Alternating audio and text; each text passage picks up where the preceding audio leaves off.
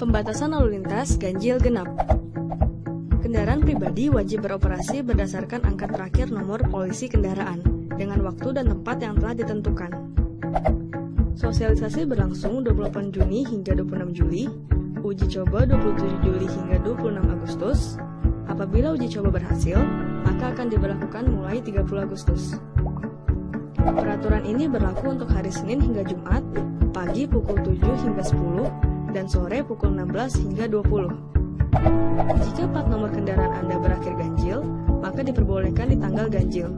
Begitupun untuk yang genap.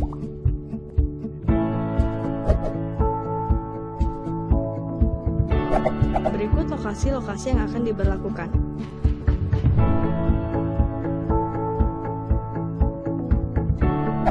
Adapun pengecualian untuk beberapa kendaraan yang tidak diberlakukannya ganjil genap.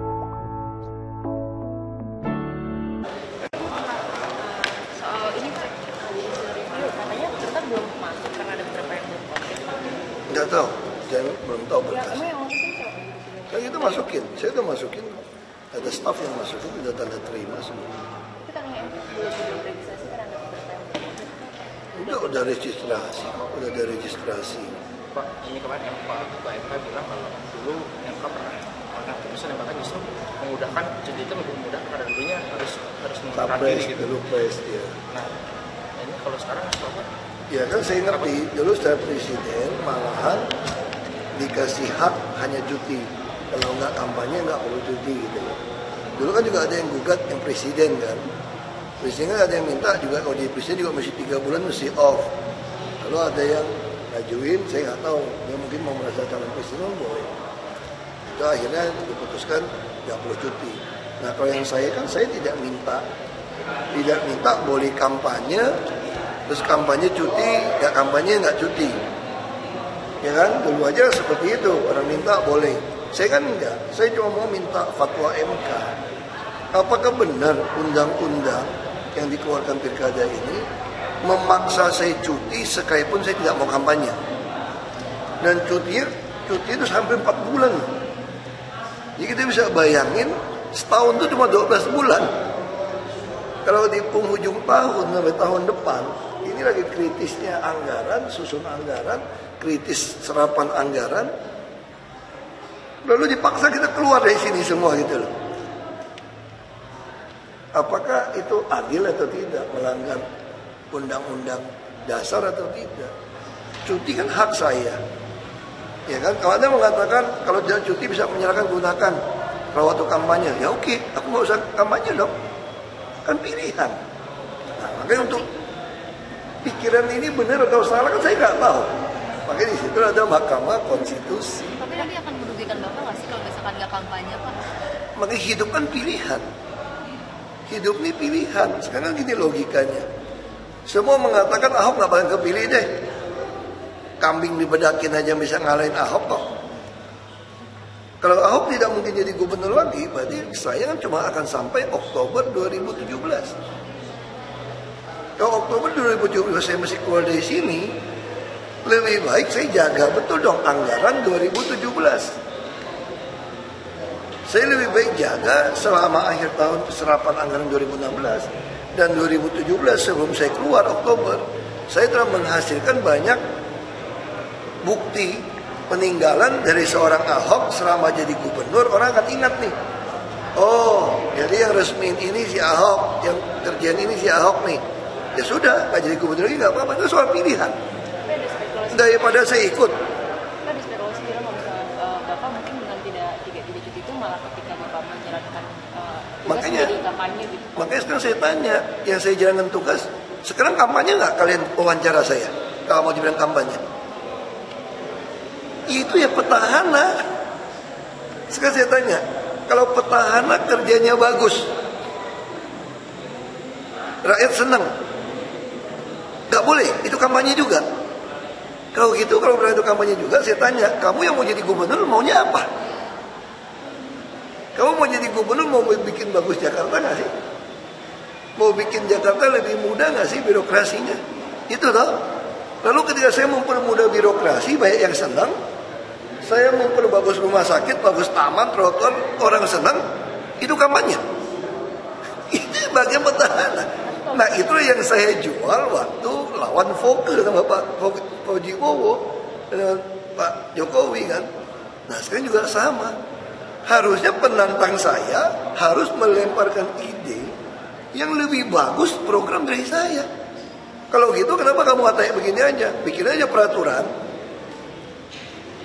Kalau petahana itu makanya suruh berhenti supaya nggak usah kerja. Ini kan gitu kalau yang sakit dikeluarkan yang untuk Makanya jadi sebenarnya secara logika petahana ya harus kerja dong. Yang jamin, yang SK Presiden, undang-undang jamin seorang petahana itu kerja berapa tahun? 5 tahun 60 bulan. Kalau kamu kurangin saya 4 bulan, itu melanggar undang-undang kamu sendiri nggak? Itu yang saya mau uji gitu loh. Kalau persoalan kamu bilang saya memanfaatkan jabatan saya, kamu lihat saja di dalam APBD kami. Saya ada bantu yayasan-yayasan nggak? Saya tanya, saya ambil sederhana gini deh. Sederhana gini. Kalau saya manfaatkan jabatan saya, aku mau nggak berantem sama RT RW? Lalu apa yang gue lakuin? Kasih 10 juta gaji semua RT RW supaya jadi agen gua. Itu baru namanya memanfaatkan jabatan. Terus KJP, saya nyatakan tidak boleh tunai. Terus saya mau manfaatkan jabatan nih supaya mereka senang sama saya nih. Tarik tunai semua, gua tambahin 1 juta 2 juta semua supaya senang. 500.000 lebih gua sogok pakai duit APBD loh. Pak, tapi bagaimana cara Bapak maksudnya untuk meyakinkan orang-orang bahwa saya ini bekerja bukannya untuk... Iya, makanya kamu bisa lihat. Sekarang saya tanya kamu nih. Kamu wawancara saya. Ini bekerja atau bagian dari kampanye sekarang? Bekerja, Pak. Nah, kalau kamu... Tapi kalau yang gak suka sama saya, ini kampanye loh. Kesempatan dikasih panggung buat Ahok ngomong.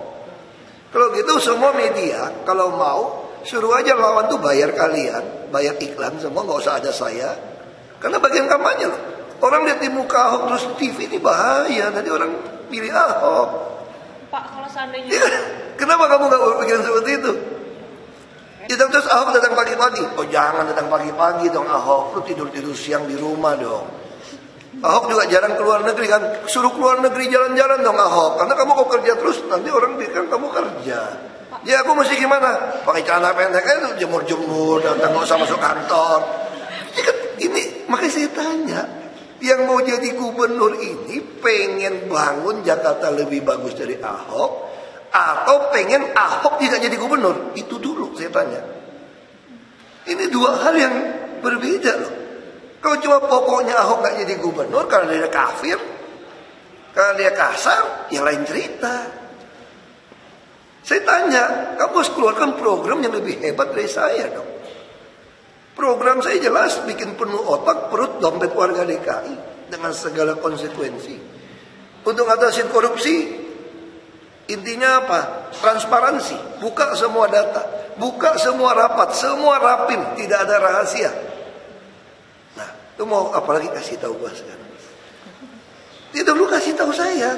Nah, itu yang perlu kalau kamu mau jadi gubernur DKI. Kamu jualan ke warga DKI. Kan enak kan? Jualan dong ke warga DKI. Ahok nih kurang ini, kurang itu. Kamu jualan. Kalau dia percaya sama kamu. Kamu jadi gubernur kok santai aja. Kamu tinggal bilangin aja kesehatan gimana, pendidikan gimana, soal taman gimana, kamu ngomong aja. Sudah komunikasi Pak dengan Pak Jarod atau Pak Sekda Pak? Pak Jarod mah komunikasi melulu sih Pak. Pak, kalau seandainya MK nggak ngasih akhirnya gimana? Harus cuti. Harus cuti. Kalau nggak cuti saya disingkirin. Lalu kan Bapak bilang kalau misalnya nggak cuti kan pengen di APBD itu nanti tapi... Iya saya kerja aja kayak biasa. Maksudnya kalau Bapak cuti terus bagaimana nanti itu? Ya mau gimana? Undang-undang memaksa. Makanya karena itulah saya menanyakan. Kok ada keluar undang-undang yang menyandera seorang petahana? Kalau kamu curiga dia memanfaatkan jabatan itu gampang lihatnya. Banyak nggak bantuan ke yayasan-yayasan? Saya coret nggak? Kamu boleh lihat tuh bantuan-bantuan surat minta bantuan ke saya. Disposisinya. Sepanjang tahun saya tulis apa? Mohon maaf, nggak bisa. Mohon maaf, nggak bisa. Kamu lihat dong. Ya itu yang penting gitu loh. Lalu kamu bilang, ya tetap manfaatin dong. Mas sekarang berarti bapak hidupnya 4 tahun kan dipelihara oleh APBD. Yang gue dikontrak 60 bulan kerja sama lo. Ya wajar gue terima gaji dong. Jadi lucu aja sekarang gitu loh. Kamu ketakutan Jadi berarti apa? Kenapa nggak bikin program lagi? Petahana menjelang kalau mau ikut kembali, semua APBD di stop. Jadi bangun jalan nggak boleh, buang sampah nggak boleh. Biar semua orang Jakarta langsung marah tuh. 4 bulan numpuk sampah. Kenapa? Hore, berarti petahananya nggak bagus. Ya, itu lucu. Kalau mau gini aku ajarin. Kalau mau betul gitu ya. Lu kalau takut sama petahana, itu kayak di luar negeri juga ada. Masa jabatan pejabat itu cuma 1 periode. Iya dong, 1 periode saja. Tinggal dibikin 6 tahun, atau 7 tahun, atau 8 tahun. Tapi juga ada kelemahan sistem ini. Kalau kamu dapat yang males, yang korup, mati juga nunggu 8 tahun. Makanya tergantung negara. Ya kan, Filipina udah sampai presiden cuma 1 periode. Betul kan? Korea Selatan juga. Itu masing-masing. Misalnya kayak luar negeri, ada juga yang mengatakan sistem Perdana Menteri lebih baik. Karena Perdana Menteri itu bisa sampai 20 tahun, 30 tahun. Kita dibatasi hanya 10 tahun. Tapi Perdana Menteri betul-betul semua kekuasaan ada di partai. Kamu mau juga nggak? Itu nggak ada cerita independen. Karena semua partai yang mutusin yang pilih. Ya jadi lucu aja maksud saya. Makanya karena ini lucu kan nggak bisa kita tebak lucu nggak lucu nih. Ini konstitusi. Disitulah undang-undang dasar kita setelah reformasi ada Mahkamah Konstitusi. Mahkamah Konstitusi inilah yang untuk memutuskan pikiran kamu benar apa pikiran saya yang benar. Itu aja. Nanti kamu ditanya kayak begini. Kenapa kamu begini? Kenapa? Ya saya jawab dong. Nanti waktu saya jawab pun kalian juga jangan liput mungkin saya kira. Ya, kalau kamu liput nanti bilang kampanye. Kalau ditanya kenapa? Ya, kamu ngomongnya begitu. Pak Ahok. Sederhana kan? Pak Ahok terkait dengan kemarin Ibu Risma minta maaf dan itu dipersepsikan pamit ke Jakarta meskipun Bu Risma ini juga menyangkal hal tersebut. Tanggapan Pak Ahok? Saya kira gini aja lah. Aku ajarin kamu gini satu filosofi gini teman. Kalau kamu mau belajar ngenalin uang palsu, itu di Departemen Luar Negeri Amerika, Keuangan Amerika, dia nggak pernah ngajarin orang uang palsu itu kayak apa. Dia hanya fokus belajar uang asli. Nah kalau jadi petahana juga sama. Kamu gak usah pusingin mau siapapun mau jadi gubernur. Lu santai aja. Selama kamu kerjanya benar, tinggal adu. Asal masyarakat cerdas juga ya. Kan masih kalau nggak cerdas juga mau ngapain. Kalau masyarakatnya bisa pilih, kalau ada yang lebih baik dari saya, lebih terbukti dari saya, kamu pilih saya mah kamu bodoh. Kamu harus pilih orang yang lebih baik, lebih jujur, lebih transparan, sistemnya semua dari saya. Supaya Jakarta mungkin di tangan orang itu lebih cepat majunya daripada saya lebih lambat. Sama-sama pintar, sama-sama jujur juga mesti pilih yang lebih cepat dong. Iya dong, kan sama nih, duitnya sama. Mau beli Mercedes apa BMW kira-kira gitu loh. Itu soal selera Anda akhirnya. Tapi minimal orang mendapatkan yang terbaik. Nah buat saya senang. Kalau ada yang lebih baik dari saya jadi gubernur, saya jadi warga DKI yang enak dong. Aku buat surat, izin surat gampang. Banjir nggak kena rumah saya. Saya mau makan kemana aman. Ya ngapain jadi gubernur kalau ada yang lebih baik dari kita. Nah, sekarang tahu baik nggak baik dari mana. Makanya kita kasihlah warga buat menentukan. Jadi kita nggak usah pusingin siapa mau maju aja. Saya udah bilang makin banyak yang mau jadi gubernur DKI. Orang Jakarta makin untung. Saya udah ngundang, saya sering baik-baik sama semua kepala daerah. Hampir semua saya baik-baik. Kang Nyoto aku baik. Ya Ridwan Kamil. Joyo yang Bupati Batang. Semua saya punya kontaknya. Saya selalu bilang sama seluruh kepala daerah. Kalau yang baik harus datang ke Jakarta. Supaya orang Jakarta punya pilihan. Dan ini punya efek untuk luar Jakarta apa tau gak? Nanti semua kepala daerah di luar Jakarta punya mimpi mau jadi gubernur, berarti dia harus kerja sebaik mungkin, secepat mungkin di daerahnya. Tinggal ukur aja. Ya, kamu jadi kepala daerah kan, kamu kerjain sesuatu itu berapa tahun? Berapa banyak? Programmu apa? Ya, ini kan diadu nanti. Ini menarik. Saya senang, justru makin banyak yang ikut makin senang. Nanti orang kan buka kekurangan kelebihannya apa, di debat macam-macam. Pak, Pulau G masih berjalan, Pak. Saya nggak tahu, tunggu. Tapi laporan dari Menko yang baru, Pak? Laporan dari Pak? Belum lapor, belum tahu. Pak, harga lahan reklamasi di Pantai Mutiara tembus 35 juta, Pak. Ya, saya Per nggak meter tahu. ya, Pak. Orang di Deku Umar 100 juta. Tapi Kamu itu kira mahal, Menteng Pak. berapa? Saya nggak mau tanya, Menteng kamu kira berapa? Dari sini berapa? Dapat nggak 50 juta? Nah, dapat 80, 100 juta lebih. Menurut saya di daerah pantai ini naiknya udah pelan. Kenapa pelan? Orang takut. Takut ini boleh apa enggak? Kamu bisa nggak beli tanah Jakarta yang utama nggak ada banjir 30 juta Jakarta? Berat ya elit-elit. Berarti 35 juta semeternya itu masih relatif murah atau sedang, Pak, dikatakan? Saya nggak tahu. Tergantung laku nggak. Kalau masih ada yang beli berarti masih murah. Kita mau tinggal ikutin nanti. Nanti ada tim akan mengukur NJOP. Itulah kenapa saya pengen kontribusi tambahan itu dalam kali NJOP, bukan kali duit.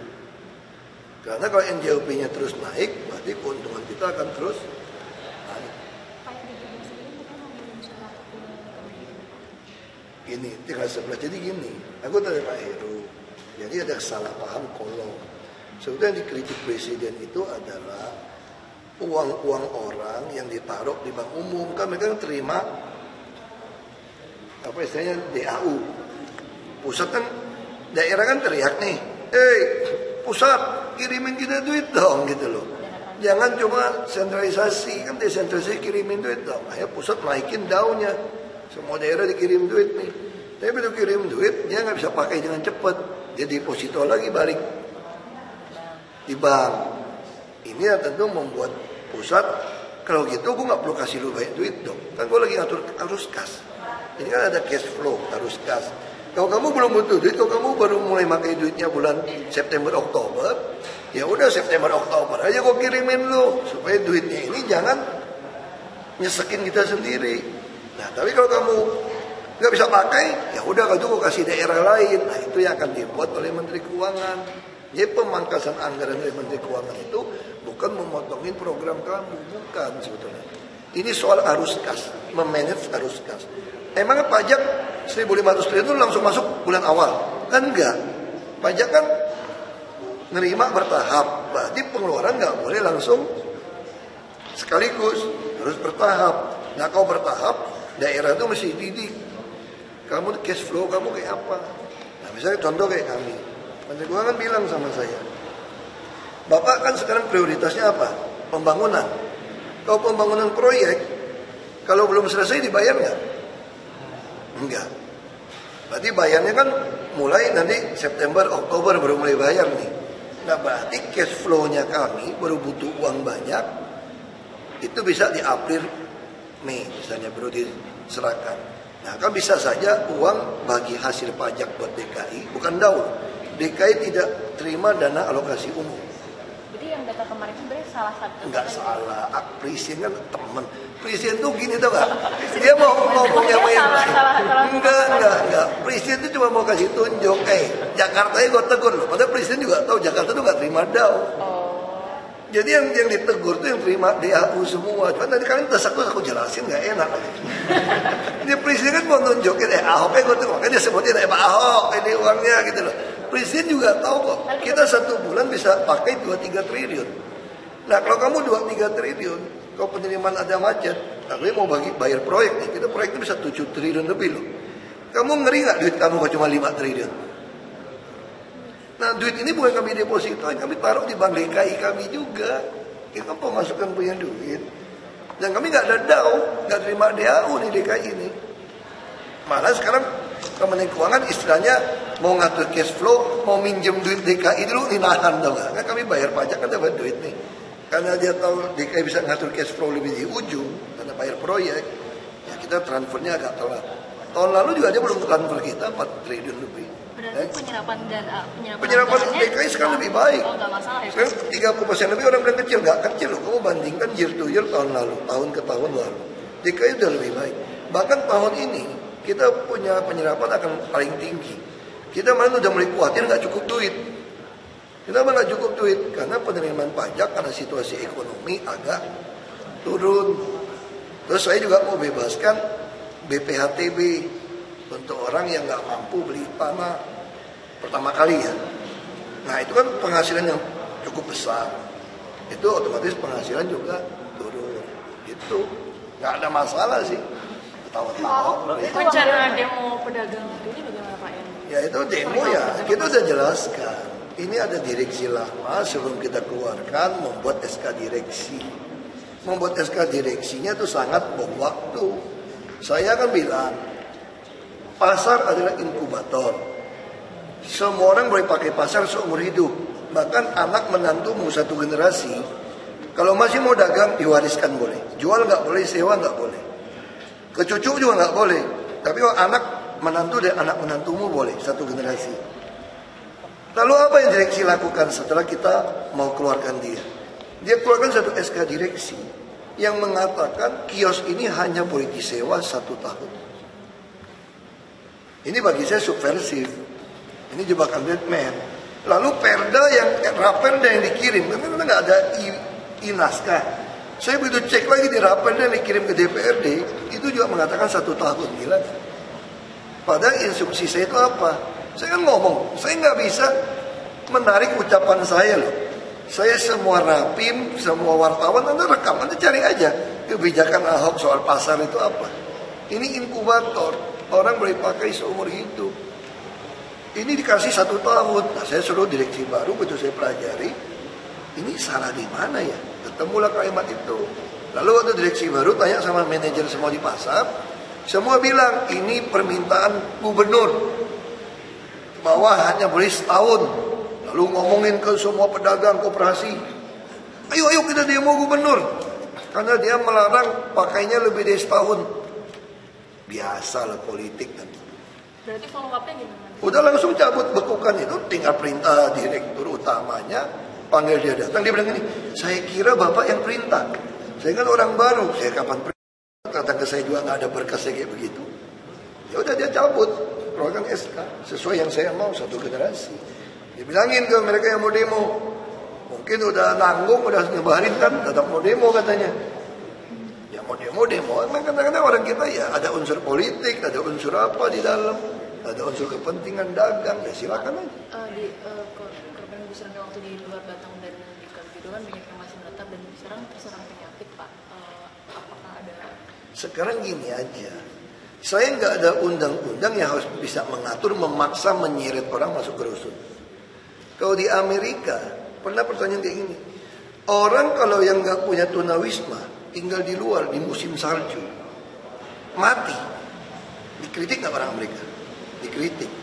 Dulu waktu dia nangkap orang-orang ini masuk Amerika lebih kenceng soal citizen lawsuit-nya gitu ya, dia tarik, digugat loh. Jadi ketika pemerintah memaksa orang pindah, ini cerita Amerika nih, digugat, akhirnya dia keluarkan undang-undang. Kalau sampai keadaan serius sekian, maka pemerintah punya hak memaksa orang untuk berlindung. Jadi ciptakan, sekarang balik ke kita. Saya nawarin dia rusun nggak? Anaknya dapat KJP nggak? Dia naik bus bayar nggak? Enggak. Anaknya dikasih bus sekolah nggak? Kasih. Kasih dokter nggak? Kasih. Kenapa Anda mau main politik? Nongkrong di situ. Kalau Anda mengatakan saya jauh kerjanya, astaga, saya bilang.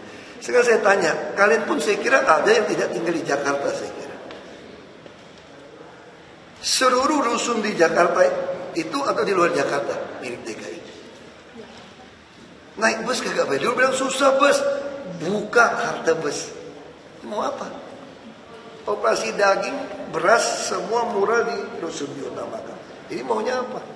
Lalu sekarang mau gini. Nanti kalau mati kita kejem. Loh, saya nggak ngerti gitu loh. Anda yang mau pilih mati kok. Kalau orang mau loncat dari Monas, saya bilang jangan-jangan dia udah di atas loncat, apa saya salah? Saya tanya, salah nggak saya? Itu. Dia mau loncat dari Monas gitu loh. Saya bilang jangan. Tapi dia mau loncat. Terus mau gimana? Dia udah di atas. Pasang jaring nggak keburu lagi. ya pasti mati. Hukum gravitasi kok. Jadi ada rencana nggak Pak membuat sidang tadi seperti kayak Amerika itu membuat peraturan yang Nggak bisa, masih perda. Sebenarnya nggak usah gitu, orang tinggal nilai aja. Kalau di Amerika kan beda, ada orang yang sengaja pilih seperti itu. Lalu ada pengkritik LSM. Nah sekarang saya tanya, LSM kalau mau kritik saya, ada kritik yang betul. Kalau orang dudukin tanah negara, saya mau pindahkan tempat lebih baik tanpa menggugatnya itu tidak baik. Nah kasih tahu saya, tuh baik calon gubernur yang baru tuh, solusinya apa coba? Kasih tahu saya deh, solusinya apa? Kasih tahu saya. Sama kayak saya bilang, Perda mengatakan tidak boleh jualan di trotoar. Saya bilang boleh, asal sampah ditungguin dan masih ada jalur untuk orang lewat. Ternyata trotoar kita kurang lebar kalau ada pedagang. Aku mau lebarin lagi nih, biar jalannya sama, supaya orang bisa jualan. Oh kamu di Singapura makan es potong juga di Orchard Road di trotoar. Tapi nggak boleh buang sampah. Di Vietnam juga begitu, di Prancis juga begitu. Nah orang nggak mau kritik, apalagi dekat musim kampanye kan. Ini kan udah dekat ini. Pak, Pak, kan banyak ya, orang nih. oknum BPJS Pak, terakhir Pak. Pak, oknum BPJS masih berkeliaran Pak sampai sekarang Pak. Nggak apa-apa, itu gampang banget tangkapnya. Itu masyarakat saja yang kebiasaan ditipu, kebiasaan mau nyogok lewat oknum-oknum. Sekarang kamu jadi warga DKI, apa sih yang susah? Kamu kalau sakit, nggak ada BPJS, nggak ada duit pun, tinggal datang ke puskesmas terdekat, RSUD terdekat. Begitu kamu bilang kamu nggak ada BPJS, langsung hari itu juga dikasih BPJS. Saya nggak bisa bayar iuran, kita bayarin. Jadi ngapain lu nyogok? Jadi dia masih kepengaruh dulu SKTM. Kalau dulu surat keterangan tidak mampu itu kan mesti nyogok. Kalau kamu sakit, kalau nggak ada jaminan jam kesda, kamu bayarnya mahal. Disitulah calon-calon nawarin kartu jam kesda, dijual. Karena kamu dapat itu, dapat diskon. Sekarang kan nggak perlu. Nah orang ini sebagian kan nggak ngerti. Ngapain lu bayar 80.000 dapatin BPJS, lucu banget, kasihan. Tapi sudah lapor Pak DKI ke Jakut Pak. Itu udah langsung kontrol. Kita kan gampang kan, semua kan pakai tab. Kamu kalau pakai yang palsu, kamu tempelin, langsung tolak. Begitu tolak, kita tahu kamu palsu. Dia lama-lama juga tahu kok. Paling kita dengan cek kamu dapat dari siapa. Ya pidana, proses. Pak, terkait komunikasi politik 3 parpol pendukung dengan PDIP atau parpol lain. Saya nggak tahu, tanya sama mereka. Saya komunikasi sih baik aja. Pak udah kepikiran? Ya. Ya, sebentar. Iya, Pak, ya. Terima kasih Pak Ahok.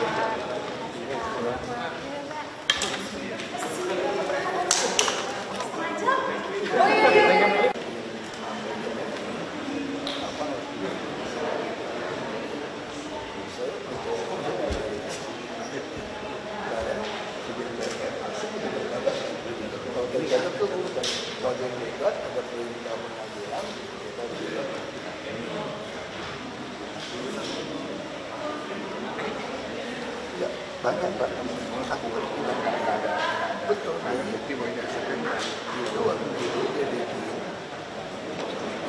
ada beberapa itu memang orang kami memang makanya saya nggak bisa putusin. Jadi orang kami makanya saya itu orang mau jual tanah ada korban 12 hektar dari ahli waris. Karena dia cuma 5 orang. Itu aku kan nggak ikhlas 12 hektar udah dibayar sekian ya. Buat suratnya itu cuma 10 dia tutup pajak.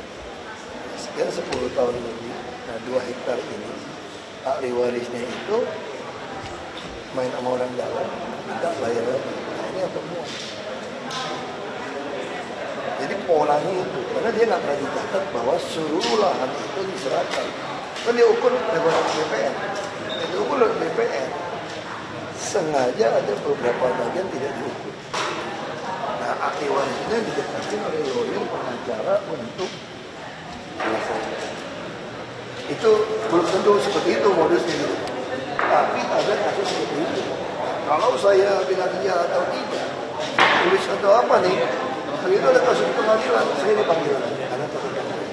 Jadi orang-orang saya ini semua jebakan BPN gitu. Jadi kalau yang ada bermasalah, pasti ngajuin nota dinas ke saya. Bayar tidak ditanya, kenapa saya tanya saya? Tapi kan tetap kalau surat masuk saya mesti coret. saya coret pun, itu timbul kasus. Saya dipanggil. Ini bukti. Dia waktu dipanggil pejabat, dia bilang nggak? Ini perintah gubernur. Wah, brengsek yang luar biasa. Nah, sekarang saya udah diajarin, kalau kasus tanah, suruh masukin proses pengadilan. Kita nggak mau hasil itu. Kalau kita kalah, kita bayar. Jadi Pak Ruf, ini heran ada petahana yang ngatin telur. Jadi dia kita pegawai kok. Aku cuma kerja. Tiap hari juga kerja. Kalau lu nggak mau lagi, ya mau tidur lebih siang. Di bangun setengah 5 jam hari. Gaji juga kecil di sini. Kalau saya kerja di grup, kerjaan kalah lagi.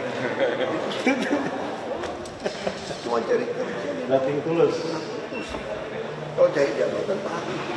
Ini pagi. Itu cuma cari kerja. Kalau kita jujur, siapa juga mau suruh kita kerja, tungguin gudang juga masih berguna, kok nggak nyolong gitu. Ya, saya bilang gitu. Sampai kita juga bukan miskin amat kan. Apa kita jual juga. Anak udah selesai sekolah. Sampai kita stresin. Yang orang banyak yang mau kerjain saya. Orang keuangan kok. Orang mau kerja keras, kalau ikutan seminggu, sebulan juga saya ya. Masih.